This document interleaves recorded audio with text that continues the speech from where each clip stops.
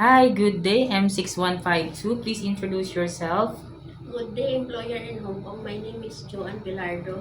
I live in Barihan, Malolos, Bulacan. I am 40 years old. I have live-in partner. I don't have kid. Your religion, Catholic. and your highest educational attainment. High school graduate. Okay, tell me about your experiences as a helper. My experience is I have my first employer. I worked there almost 9 months. Okay, household chores that you do there. General cleaning. Okay, and how many members of the family? 6 adult, 4 adult, 2 kid. Okay, then you find another employer. My first employer sold me again. I, Your first employer terminated you and sold to another employer, which is also in Saudi, right? Yes, sir. Am I right? Yes, sir. Okay, on your second employer, tell me about your experience. I'm taking care of one week old daughter. 1 week or 2 weeks? 1 week old. 1 week old baby. Yes, sir. So you are the one who took care of them. And other household chores that you do? I I'm cleaning the room of baby and ironing. Okay, so you are focusing to the baby to Yes, take sir. good care of the baby, Yes, which is sir. 1 week old. Okay, and the other newborn, you are the one who took care? No, sir. No, Other nanny. nanny, sir. Okay, you have a specific task, which is the one, Yes, the yes, first sir. baby. Yes, sir. Okay, so you mean to say when you go out to your employer, the baby was 3 years old, right? Yes, sir. Okay. Why you suddenly break the contract? Because of the family matter. Okay, because of your family matter.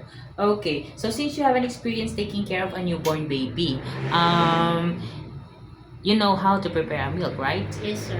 Okay, and it's okay to take care of a newborn baby, right? Yes, sir. Okay, if the baby is crying, what will you do? I check the temperature and I feed baby and check the diaper. Okay, and if the baby is still crying after you did your very best, what will you do? I call madam answer. And what will you tell to your madam? Madam, the babies did not stop crying Okay, why do you want to work in Hong Kong? because of the highest salary, sir. And how long do you want to work in Hong Kong? 2 years after finish my contract, if madam want me to Extended your extend, contract? yes, sir. It is okay with you? Yes, sir. Okay. Do you have any idea how to prepare Chinese food?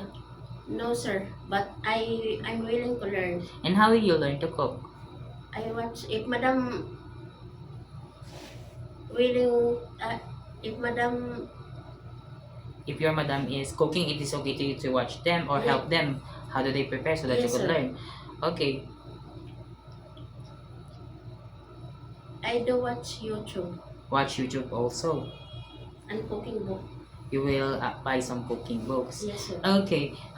If your employer prepared some food that you are not familiar, it is okay to you to eat the food that they provide. Yes, sir. It is okay to you to share jobs as a helper. Yes, sir. How about sharing room with kids? Yes, sir. If your employer wants you to work on Sunday or in a holiday setup, it is okay with you? Yes, sir. How about taking care of pets? Yes, sir. Taking care of elderly? Yes, sir.